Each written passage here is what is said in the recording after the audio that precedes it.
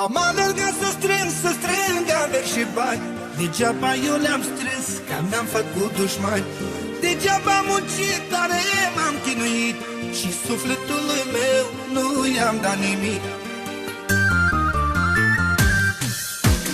Repede trec ani, se duc anii mei, și la bătrânețe îmi pare rău de ei.